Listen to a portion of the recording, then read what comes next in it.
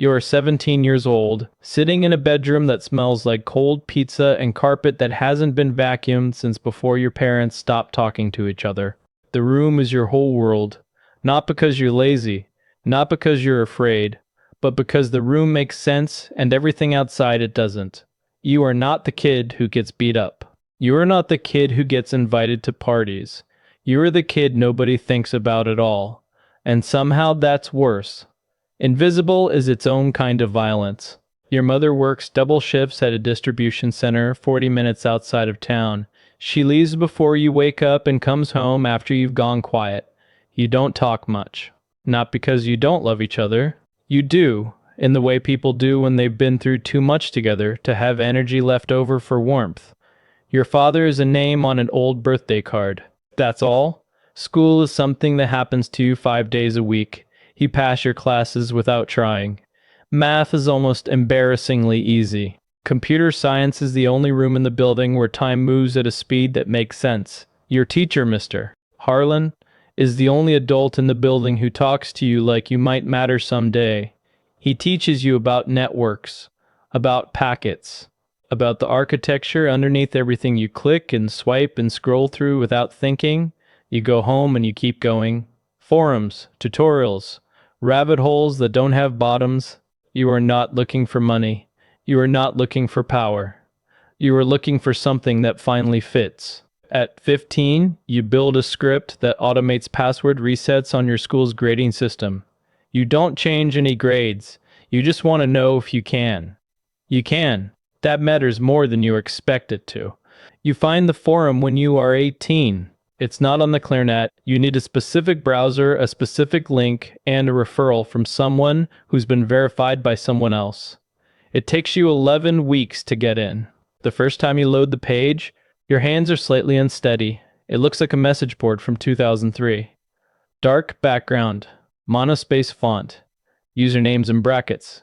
No photos, no profiles, no algorithms feeding you what you want to see. Just text. Dense, layered, technical text, and people, not internet people. People with skills you have never encountered outside of academic papers you've read alone at 2 a.m. People who have done things you've only theorized. People who don't introduce themselves with their real names or their cities or their jobs. They introduce themselves with what they know. Your username is a string of characters you will never say out loud. You don't speak for 2 months. You read. You watch the hierarchy form itself through reputation. Who gets answered? Who gets cited? Who gets ignored? Status here is built from precision, from proof. From showing your work, you show your work. You find a vulnerability in a widely used e-commerce plugin, a small one, nothing catastrophic, but clean, documented, reproducible. You post it. Within 4 hours, 14 people have replied. 3 of them are names you've been reading for months like they were scripture. One of them, a handle you know as Noel, sends you a private message. It says, "That's decent work. How old are you?" You tell him 22. "You are 18, he says. "Doesn't matter. Can you do it again?" You can. Noel is somewhere in Eastern Europe. You will never know exactly where. You will never meet him in person. You will never hear his voice. But for the next 14 months, he is the closest thing you have to a mentor. He does not teach you how to hack. You already know that. He teaches you how to think like someone who cannot be found. Operational security is not a skill. It is a discipline. It is closer to religion than to software. No real names. Ever. Not your own. Not anyone else's. No consistent patterns. Routes of access rotate on a schedule. Devices are temporary. Communications are layered through multiple points before they touch anything that could be traced back to a physical location. You learn to live in compartments. This identity knows this person. That identity knows that server. No identity knows everything. Not even you, not all at once, not in a way that can be photographed. You learn that the most dangerous thing is not a skilled adversary. The most dangerous thing is habit. People get caught because they get comfortable. They reuse a phrase. They check a personal account from the wrong connection. They make one purchase that ties a name to an address. One moment of sloppiness inside a year of perfection. Null says, The FBI doesn't catch smart people. It catches people who get tired of being careful. You write that down, not on a computer, on paper, in a notebook you keep in a drawer. You burn the page 3 days later. You remember the words. You are 19 years old the first time you get paid. Not a lot. $11,000 in cryptocurrency routed through 4 wallets and converted into a prepaid debit card you pick up at a pharmacy 2 towns over. Wearing a hat pulled low and a jacket you bought with cash and will never wear again. The job is simple. A mid-sized logistics company. Their system has a gap in the authentication layer for their internal shipping database. Someone wants access to competitor pricing data, not to destroy anything, just to read. You are in and out in 47 minutes. No trace, no flags, no alerts. $11,000. You sit in your car in the parking lot of a strip mall and stare at the card in your hand. You feel nothing as dramatic as you expected. No adrenaline, no guilt. Just a very quiet understanding that you have crossed a line and it was easier than you thought it should be. That quietness is worth paying attention to. You don't. You take your mother to dinner for the first time in 3 years. You tell her you did some freelance web consulting. She doesn't ask questions. She just looks relieved and orders the salmon. You pay in cash. The work scales. Not all at once. Not dramatically. One job leads to a referral. A referral leads to a larger client. A larger client leads to a category of work you hadn't considered before. By 22, you were operating across 3 separate identities, each with its own reputation, its own client list, its own rates. The first identity does corporate espionage, clean, surgical, data extraction, competitive intelligence, clients in finance, pharmaceutical, real estate. The second identity does ransomware. You are not proud of this. You will tell yourself a story about it later that makes it easier to live with. You target corporations, not individuals. You always provide the decryption key after payment. The recovery time averages less than 72 hours. The story is partially true. It is also a story. The third identity operates on the forum level, selling tools, vulnerabilities, access. This identity has the best reputation of the 3. This is the one people reference when they talk about the best in the space. You are 23 years old, and you are making more money than your mother will earn in the next 40 years of her life. You don't tell her. You don't tell anyone. Loneliness is not the right word. Loneliness implies you are missing something you once had. You are missing something you were never supposed to want. You don't choose the name. The name chooses you. It starts on a forum thread. Someone calls the third identity a ghost. Here for a minute, gone before you can confirm it was real. The phrase sticks. Other people use it. Eventually, someone shortens it. The ghost.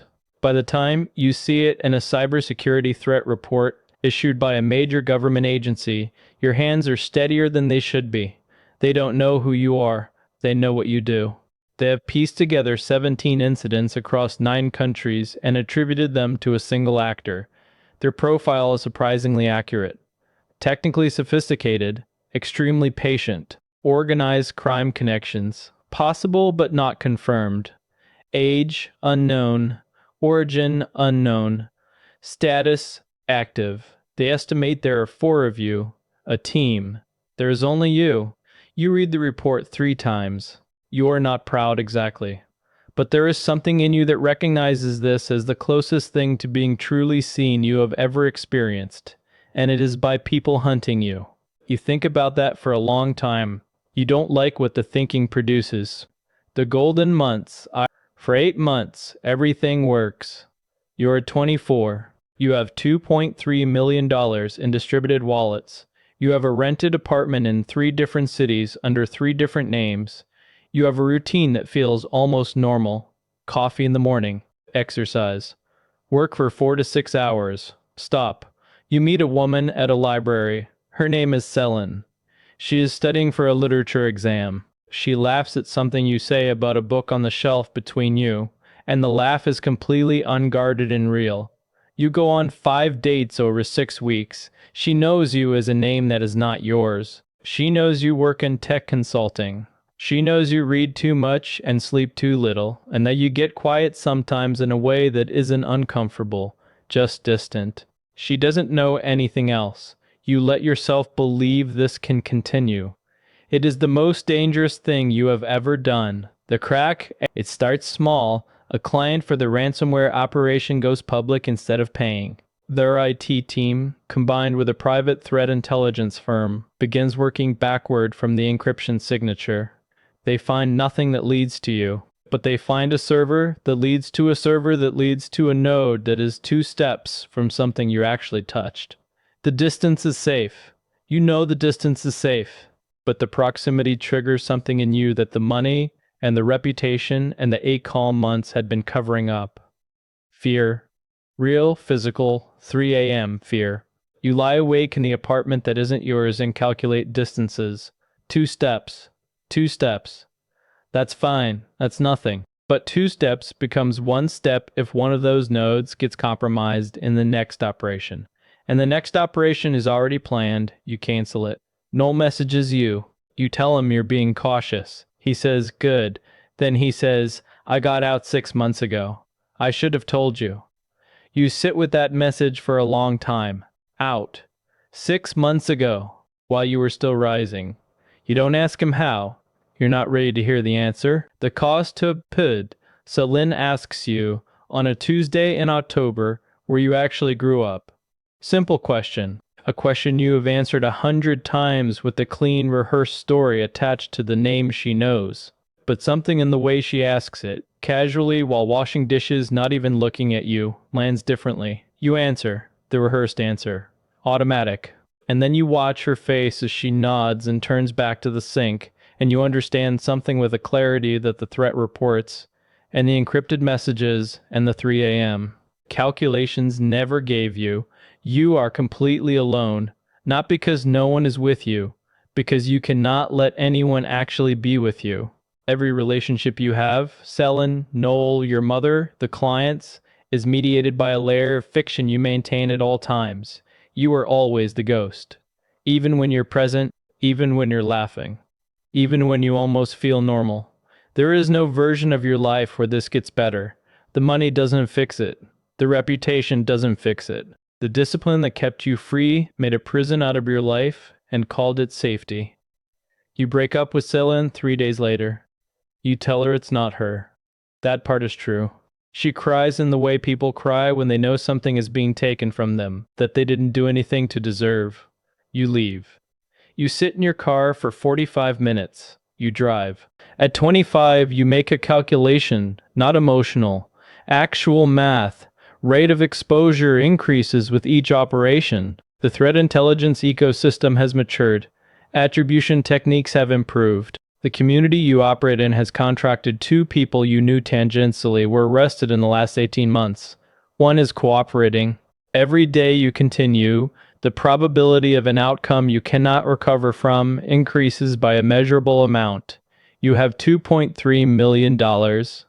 Distributed, clean, accessible. Your mother is 51. She has 17 years left on her mortgage. Her knees hurt from standing at the distribution center for a decade. She has never taken a vacation that didn't involve someone's funeral. You do the math. You begin moving money in a way that has taken you 3 months to plan, slowly, and amounts too small to flag, converted through 3 layers into forms that have no connection to any of your identities. It takes 4 months. You set up a fund, a legitimate one, structured through a law firm, anonymous donor, that pays off her mortgage in a lump sum. Monthly deposits begin to her account. The paperwork says it's a workplace pension miscalculation finally settled. She calls you, confused and crying, asking if it's real. You tell her it's real. You are using a phone she's never heard from before. You throw it away after the call. It is the best conversation you have had in 5 years. It costs you everything you had left of yourself. You stop. Everything. All 3 identities go dark in the same week. The forums notice, there are threads, the Vories, the most popular one says the ghost was arrested and is cooperating with authorities.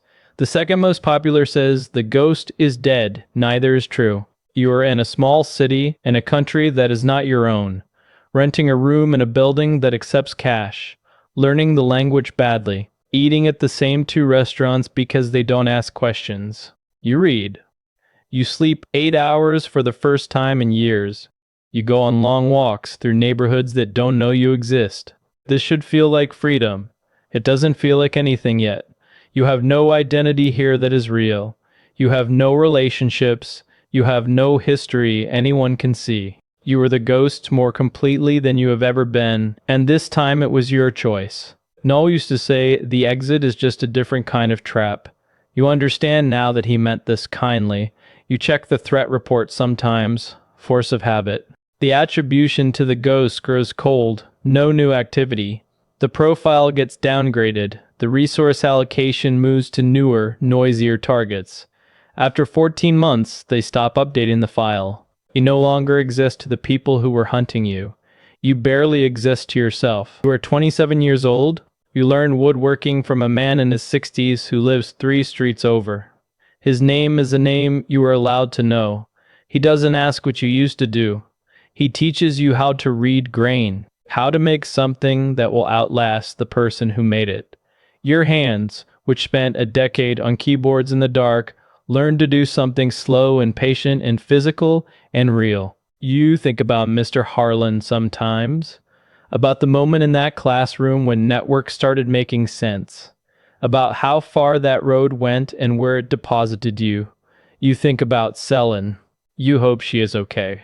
You do not look her up. That is one of the few clean things you have left. Your mother thinks you're doing consulting work overseas. She sounds rested on the phone. She took a trip to see her sister last spring. She bought new shoes. You did that. You also cannot tell her you did it.